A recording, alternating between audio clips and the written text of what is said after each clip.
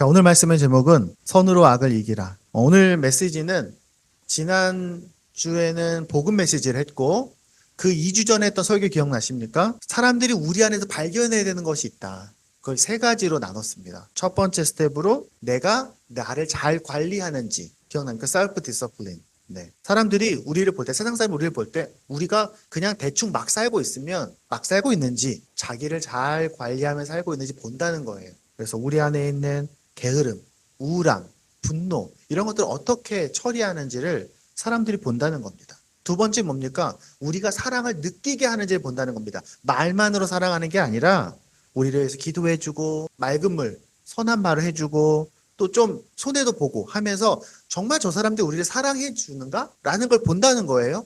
오늘은 그 세 번째 이야기입니다. 오늘은 그 세 번째로 선으로 악을 이기기입니다. 제가 고등학교 때 학교를 다니면서 이런 생각을 했습니다. 아, 정말 세상에는 진짜 이상한 애들이 많구나.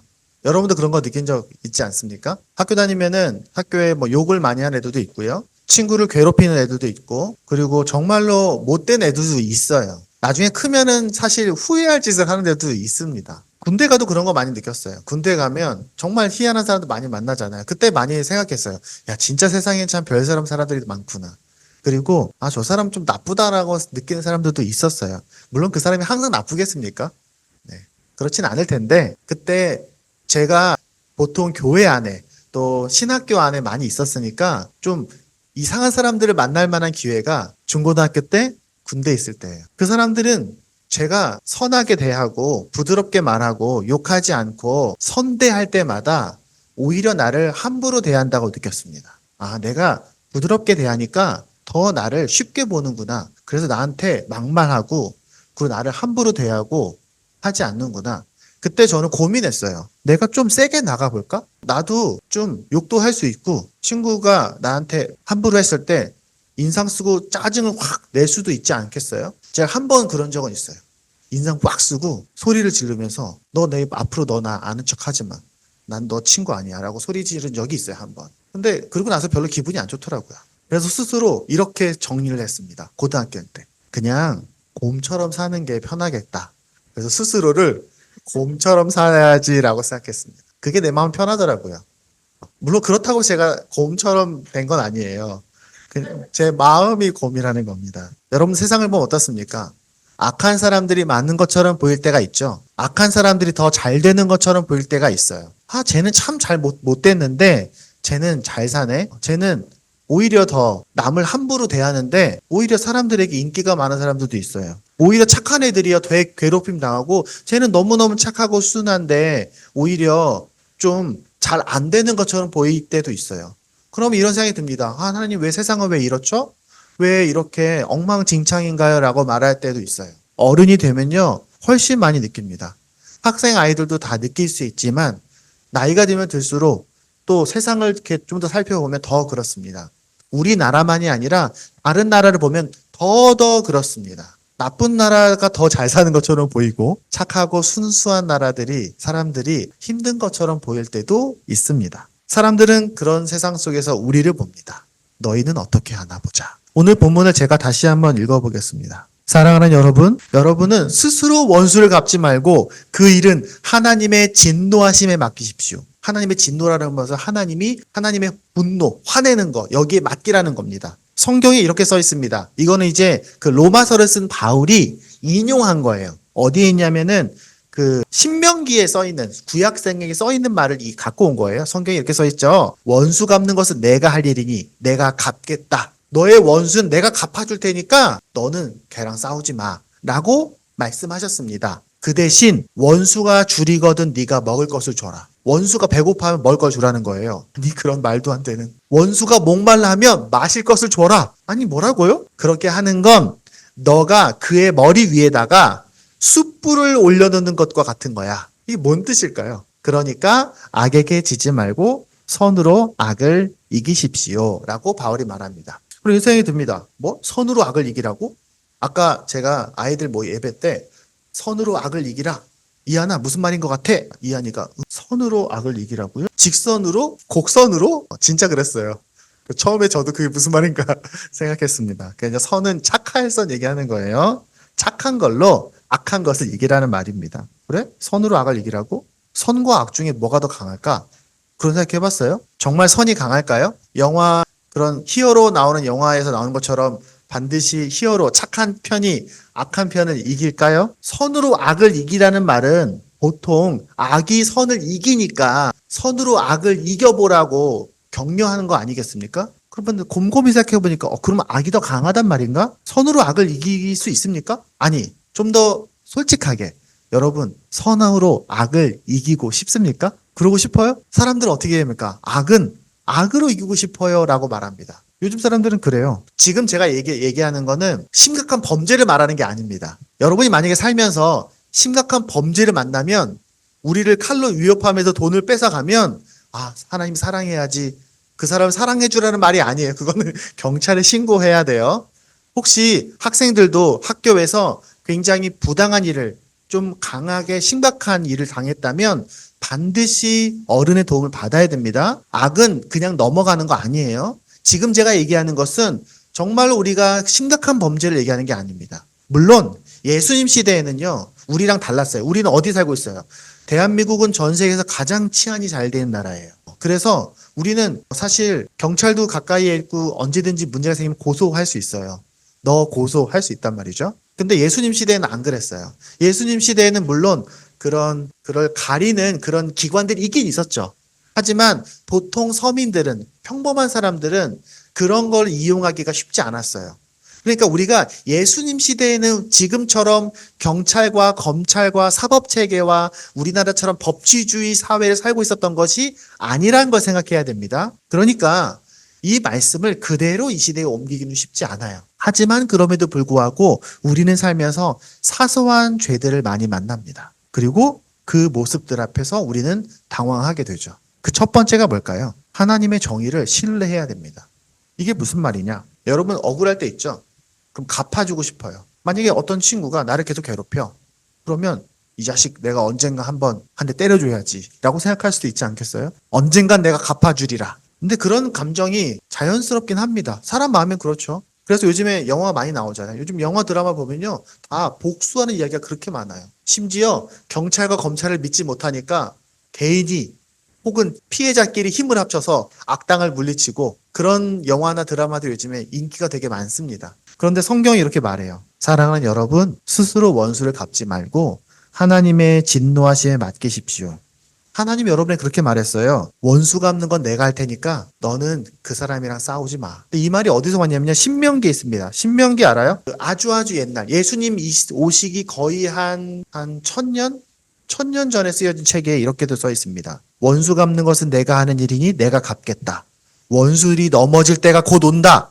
재난의 날이 가깝고 멸망의 때가 그들에게 곧 덮친다. 그러니까 너무 억울해하지 마. 그걸 1000년 전에 모세를 통해서 말씀하셨어요. 바울이 그 얘기를 1000년 뒤에 인용한 거예요. 야, 1000년 전에 하나님이 이렇게 말씀하셨어. 그리고 이 말은요, 나중에 히브리서에도 똑같이 인용합니다. 히브리서도 나중에 신약성에 써 있는 책이잖아요.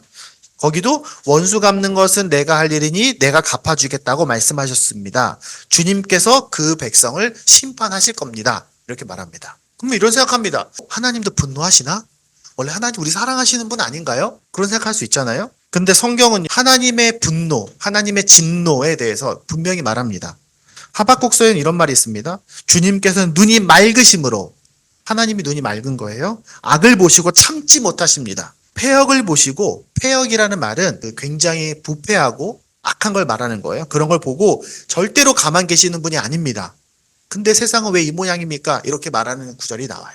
그런데 하나님께서 분명히 분노하시는 분이고 죄를 미워하시는 분이시지만 하나님의 때와 방법이 있어요. 우리가 만나는 악한 사람들, 악에 대해서는 하나님께서 그 악에 대해서 결코 그냥 넘어가시는 분은 아니라는 거예요. 하나님은 우리의 사소한 거짓말과 악들도 기억하시지만 저기 있는 저 악한 사람들, 저것들 진짜 벌 받아야 되는데 저렇게 큰 죄를 저지르고도 그냥 벌금 좀 내면 끝났네? 세상은 참 불공평해. 우리는 그렇게 생각할 수 있어요. 근데 뭘 믿어야 됩니까, 우리는요? 하나님은 절대로 그냥 넘어가는 분이 아니에요. 하나님은 가장 정의로운 분이에요. 인간 안에 있는 모든 정의로움은 하나님으로부터 왔어요. 그러니까 우리는 뭘 믿어야 됩니까? 하나님은 절대로 가만히 있을 분은 아니야. 다만 내가 그걸 못 볼 수도 있어. 내가 그거를 잘 모를 수도 있어. 하나님이 어떻게 하시는지. 하지만 하나님이 살아계시고 하나님은 정의로운 분이시니까 반드시 뭘 하긴 하실 거야 라고 하나님을 믿으라는 겁니다. 마태복음에는 예수님께서 이런 얘기를 한 적이 있어요. 예수님 비유예요. 예수님께서 이런 비유를 말씀하십니다. 밭이 있어요. 좋은 밭에 그 주인이 좋은 열매를 다 뿌렸습니다. 다 씨앗을 좋은 뿌렸어요. 근데 잡초가 자라나요. 보통 우리가 잡초가 자라면 우리는 어떻습니까? 잡초를 뽑아야 되겠죠? 그런데 예수님 시대에는 지금처럼 농경법이 발달하지 않았어요. 그러니까 잡초를 뽑을 때 그런 잡초 뽑는 지혜가 좀 부족했겠죠. 그리고 그런 잡초를 죽이는 약도 그때는 없었어요. 그래서 좋은 곡식을 쫙 뿌렸어요. 근데 사이사이 잡초가 있어. 쉽게 말하면 좋은 사람들 사이에 악한 사람들이 있어. 그때 종이 말합니다. 주인님, 저 잡초를 우리가 뽑아버릴까요? 라고 말합니다. 근데 그때 주인이 이렇게 말했다고 합니다. 가만두어라. 가라지를 뽑다가 곡식까지 뽑을까봐 내가 염려한다. 실제로 당시에 이스라엘에 자랐던 그런 곡식들을 그리고 그 잡초들의 사진들과 이미지들이 있는데요. 정말 비슷하게 생겼어요. 그리고 새싹 났을 때는 눈으로 보기 불편하잖아요. 하나님께서 이 땅에 악이 많은데 처벌하지 않는 이유. 하나님께서 저 나쁜 놈들이 많은데 지금 저 사람들 없애버리지 않는 이유는 저 사이사이에 그래도 착한 사람들이 있으니까. 그래도 저 사이에 그래도 좀 선하게 바뀔 수 있는 희망 있는 사람들이 숨어 있으니까 하나님께서 아직 처벌하시지 않는 겁니다. 하나님의 때가 되면 하나님의 방법으로 반드시 악에 대해서 응징하실 거예요. 하나님은 죄에 대해서 대충 넘어가는 분이 아닙니다. 여러분, 하나님 우리를 용서하셨잖아요. 근데 하나님 우리 용서하실 때 우리 죄를 대충 용서하셨습니까? 하나님께서 우리가 잘못한 것을 덮어주실 때 우리 그래 너 이제 내 자녀야 라고 말씀하실 때 우리 안에 있는 죄를 그냥 넘어가셨나요? 하나님이 사랑이시니까? 아니요. 하나님은 우리의 죄를 덮어주시기 위해서 뭐 하셨습니까? 자기 아들의 목숨을 대신 주셨어요. 내 아들을 죽일 만큼 죄에 대해서는 절대로 그냥 넘어가시는 분이 아니에요. 그러니까 우리가 살면서 악한 사람을 만나거든 걱정하지 마세요. 우리보다 더 분노하시는 분이 하나님이에요.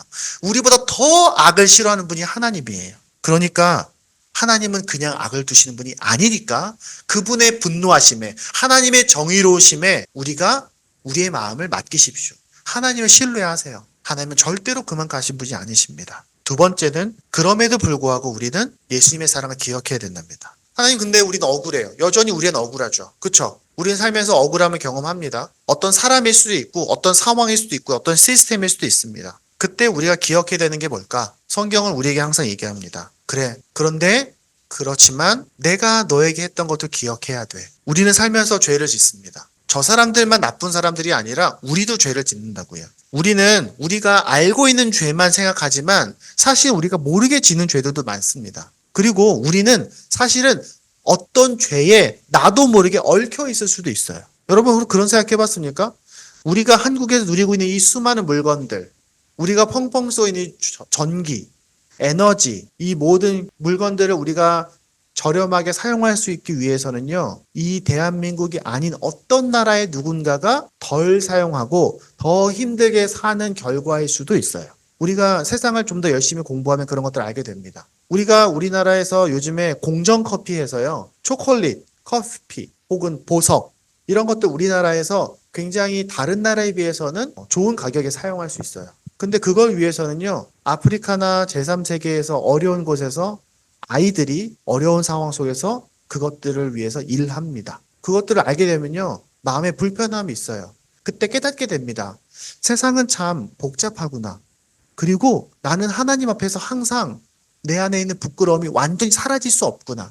세상은 참 복잡하기 때문에 이제는 이 세계가 다 하나로 묶여졌기 때문에 우리는 여전히 우리 안에 나도 모르게 짓는 죄들이 많다는 것을 알게 됩니다. 하나님이 그거 알고 계시지 않겠어요? 하나님 우리에게 책임 없다고 하겠습니까? 야, 지구가 이렇게 환경오염으로 기후위기로 저기 우리는 공장 하나도 없는 파키스탄에 있는 사람들이 어마어마한 홍수로 국토의 3분의 1이 홍수에 잠기고 있는데 잘 사는 사람들은 에어컨 틀고 좋은 곳에서 안전한 땅에서 살잖아요. 하나님이 그거 모르시지 않습니다. 근데 성경에 이런 얘기가 있어요. 이것도 예수님 얘기입니다. 어떤 왕에게 빚을 진 사람이 끌려옵니다. 왕이 있는데 어떤 사람이 빚을 졌어요. 빚. 돈을 빌린 거죠. 얼마나 빌렸냐? 1만 달란트를 빌렸대요. 1만 달란트. 1만 달란트가 얼마인지 잘 모르죠? 이게 사람마다 계산법이 좀 다른데요. 지금으로 치면 한 몇 조쯤 됩니다. 몇 조. 몇 조 원쯤 되는 거예요. 그러니까 예수님 시대에 생각하기로는 거의 무한에 가까운 돈이에요.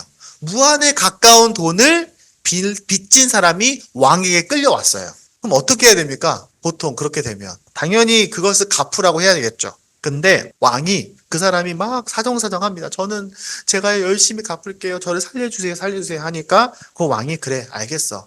너의 빚진 1만 달란트 내가 없는 걸로 해줄게. 탕감해 줄게. 집에 가. 했습니다. 이 사람이 어땠을까요? 너무너무 기뻤겠죠? 야호! 하고 집으로 갑니다. 몇 조 빚진 것을 탕감해주고 해소하고 신나서 집에 갑니다. 얼마나 신났겠어요. 근데 이 사람이 가다가 누굴 만났어요? 누굴 만나냐? 자기한테 빚진 사람을 또 만난 거예요. 근데 그 사람이 얼마나 빚졌냐? 성경에 뭐라고 써 있냐면요. 100데나리온을 빚졌다고 써 있습니다. 100데나리온. 한 데나리온이 뭐냐? 보통 열심히 우리가 하루 일하면 받는 돈이 100데나리온이에요. 그럼 우리나라로 치면 한 돈 10만 원 되겠죠? 열심히 일하면 어디서? 그럼 100데나리온은 얼마입니까? 한 1000만 원쯤 되는 거예요. 자, 수십조를 빚진 사람이 그걸 탕감받았다가 1000만 원 빚진 사람을 만난 거예요. 그래서 그 사람이 어떻게 했을까요? 역사를 잡고 이 자식아 일로 와 해서 자기 집에 감옥에 가둡니다. 그리고 돈 다 갚아 이렇게 하는 거죠. 그럼 그 얘기를 누가 봤을까요? 왕이 그 얘기를 들었습니다. 사실 1000만 원 하면요 적은 돈은 아니에요. 그렇죠? 그 당시 예수님이 당시에 이 사람들도 1000만 원 100데나리온 엄청 큰 돈인데 그거 갚아야지. 근데 생각해봐요. 근데 저 사람 지금 방금 뭐 했어요? 수십조를 탕감받았어요. 우리가 수십조 잘 마음에 와닿지 않죠? 삼성 회장인 이재용 회장님의 재산이 한 10조쯤 됩니다. 대충.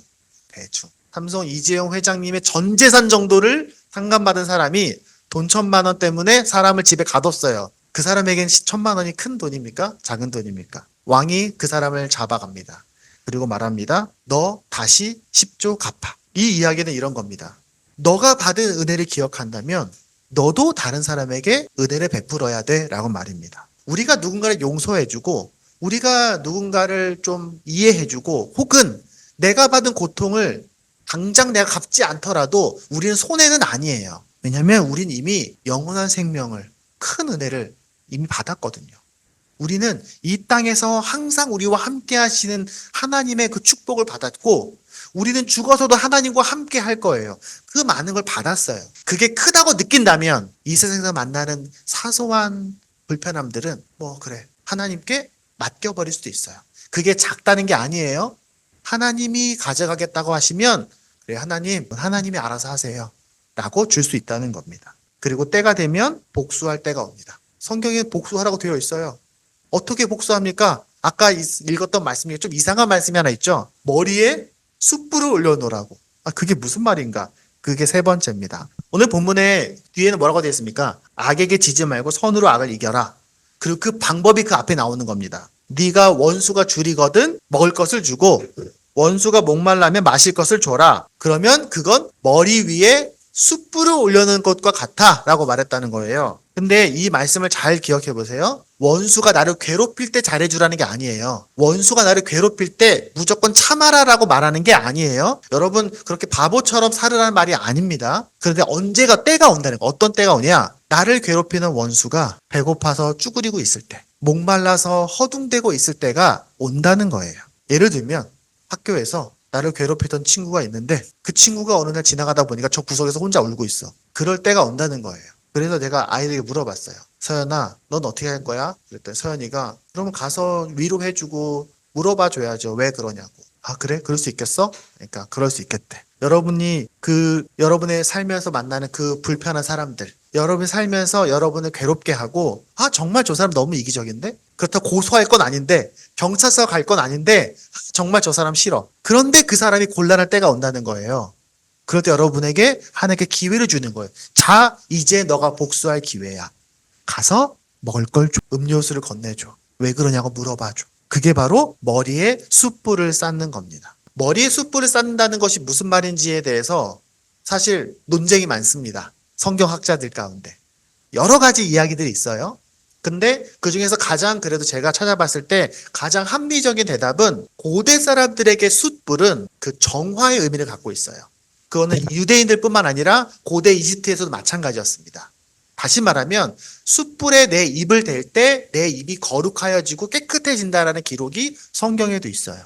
그러므로 다른 고대 문서들을 생각해 봤을 때 당시에 이스라엘 사람들, 예수님의 말을 듣던 그 사람들이 이 말을 들었을 때 그들을 어떻게 이해했을까? 숯불에 머리를 둔다는 건 그 사람이 나의 죄를 깨닫고 부끄러워지는 것을 의미하는 것이다라고 보는 게 가장 합리적인 대답인 것 같아요. 여러분 그런 생각 해봤습니까? 우리가 사람에게 잘못하면 처벌하잖아요. 근데 처벌은 그 죄에 대한 대응은 될 수 있어요. 근데 내가 무언가를 처벌한다고 해서 그 사람이 자기의 죄를 깨닫고 슬퍼할까요? 우리가 그걸 생각해 봐야 됩니다. 우리는 악한 사람이 있으면 악한 사람에게 혼내주면 될 거라고 생각해요. 그럼 우리 마음은 시원할 수 있어요. 그러면 그 악한 사람이 혼나면 나는 죄인이구나. 다시는 죄를 짓지 말아야지. 난 정말 악한 사람이었구나 라고 회개하게 될까요? 성경은 우리에게 말해요. 처벌이 필요할 때가 있죠. 당연히 잘못하면 감옥에 가야죠. 그런데 그게 끝은 아닙니다. 우리나라는 교도소에 갑니다. 근데 우리가 형무소가 아니라 교도소에 가요. 형무는 뭡니까? 죄를 갚는 거예요. 우리는 서대문을 뭐라고 하면 예전에 형무소라고 불러요. 근데 우리는 지금 감옥에 어디 갑니까? 교도소에 가요.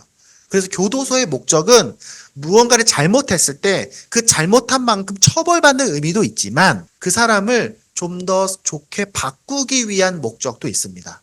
그래서 우리나라에 교도소가 여러 군데 있는데 그 중에 하나가 소망교도소라고 있어요. 여주에 있어요. 여주에 있어요. 여주. 제가 1년 동안 여주에 일주일에 한 번씩 가서 거기에 있는 재수자들과 함께 성역 공부를 한 적이 있어요. 그래서 거기에 있는 시스템에 대해서도 얘기를 듣고 거기에 있는 재수자들 만나서 성역 공부를 1년 했었는데 그때 많이 고민하면서 많이 저도 배웠습니다. 그때 알게 됐어요. 세상에는 죄를 지으면요. 감옥에도 가고 뭐 하지 못하게 제한도 하죠. 그리고 벌금 내기도 하고요. 봉사시키기도 하고요. 어떤 나라는 때리는 것도 있습니다. 근데 처벌은 그 죄인으로 하여금 변화시키지는 못해요. 물론 변화하는 경우도 있죠. 하지만 그보다는 그 사람의 죄를 깨닫게 하는 데는 그 사람이 그 죄를 깨닫고 부끄럽게 할 때에 그 변화가 일어납니다. 우리 어른들이요, 아이들을 잘못하면 혼내죠. 물론 혼내야 돼요. 근데 아이들이 혼내면 그 행동을 못하게 할 수 있어요. 하지만 그 아이들이 자신의 잘못을 깨닫고 성장하는 데는 어디서 오냐? 부모가 혼낸 다음에 그 아이를 사랑으로 가르칠 때 그 아이가 성장하는 겁니다. 혼내지만 부모의 사랑을 먹고 아이들은 변화하는 거예요.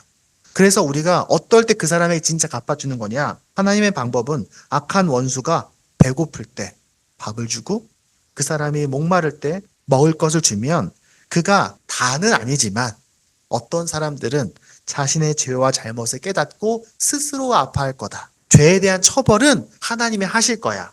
그러니까 너는 그 죄를 하나님의 방법으로 갚아줄 기회가 올 때 그때 그렇게 하면 돼. 왜냐하면 하나님 나라의 결론은 진심의 회개이기 때문에 그렇습니다. 하나님 우리에게 그렇게 하셨어요. 하나님이 우리에게 그 죄에 대한 처벌은 예수님께서 맡으시고 우리에게 사랑을 부어주셔서 우리가 우리의 죄를 깨닫고 하나님께 진심으로 회개하게 하셨거든요. 그 방법대로 우리도 세상 속에서 그렇게 해야 됩니다. 말씀을 맺겠습니다. 오늘 우리는 선으로 악을 이기라 라는 말씀에 대해서 생각해 봤습니다. 그 세 가지 얘기했어요. 하나님의 정의로우심을 믿어라. 하나님이 죄를 그냥 두시는 분이 아니야. 두 번째는요.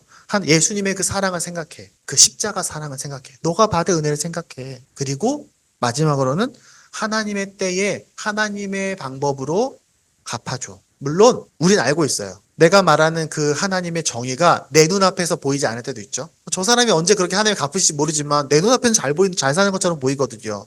그리고 또 내가 그 사람을 잘 해줬는데 그 사람이 그래도 자기의 죄를 못 깨달을 때도 있어요. 배고플 때 내가 분명히 밥을 줬는데 그래도 나쁜 짓을 해. 그럼 또 하나님께 맡기는 거예요. 하나님 쟤는요 자기의 죄를 못 깨닫네요. 하나님이 알아서 하세요. 저는 제 할 일을 할게요. 사람은 누구나 자신의 죄의 열매를 먹게 됩니다. 근데 우리가 제일 먼저 이것을 해야 될 사람이 누굴까요? 우리의 가족들입니다. 사실은요. 우리의 아내, 우리의 남편이 가끔은 원수 같거든요. 우리의 자식들이요. 가끔은 이 원수되기 같아요. 진짜 말 안 듣고 속삭여요. 그럴 때 우리가 물론 가끔은 뭐라고 말하기도 해야 되지만 갈등할 때도 있지만 배고플 때 밥을 주고 목마를 때 물을 줌으로 나를 사랑할 수밖에 없게 만드세요. 그게 하나님의 방법이에요. 나에게 좀 잘못해도 더 큰 사랑으로 변화를 이끌어내는 것.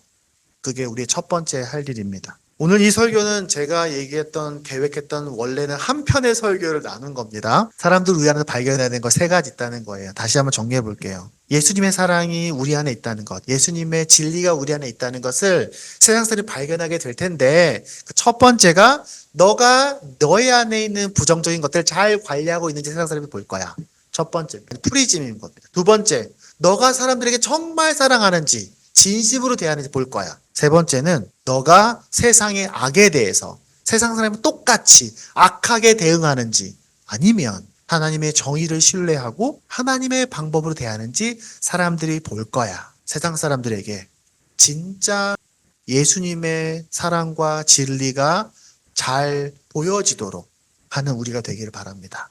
기도하겠습니다.